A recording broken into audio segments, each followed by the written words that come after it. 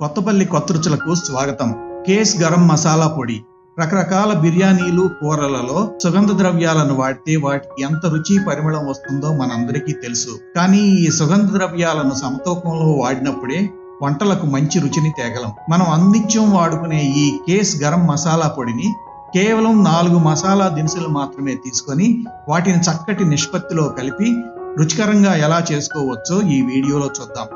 Case garam masala పొడి తయారీకి కావలసినవి: ధనియాలు 200 గ్రాములు, లవంగాలు 20 గ్రాములు, యాలకులు 20 గ్రాములు, దాల్చిన చెక్క 10 గ్రాములు.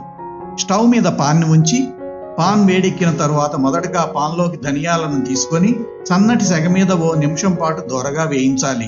ధనియాలు కొంచెం వేడెక్కిన తరువాత తక్కిన లవంగాలు, యాలకులు, దాల్చిన చెక్కలను కూడా పాన్లో వేసి తిప్పుతుంటే ఓ నిమిషంలోనే మంచి సువాసన వెలువడుతుంది.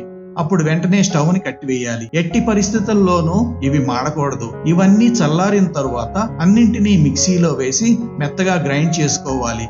ఈ కేస్ గరం మసాలా పొడిని కేవలం నాన్ వెజిటేరియన్ వంటకాల్లోనే కాకుండా వెజిటేరియన్ వంటకాల్లో కూడా వాడుకోవచ్చు. అందువల్ల దీనిని కొంచెం పెద్ద మొత్తంలోనే తయారు చేసుకొని నిల్వ ఉంచుకోవచ్చు.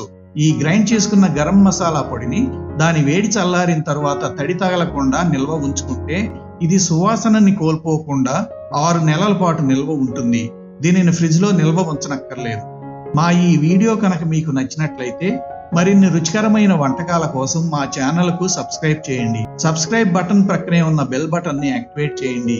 అంతేకాకుండా ఈ వీడియోకి లైక్ కొట్టి మీకు తెలిసిన వారికి ఈ వీడియోని షేర్ చేయండి.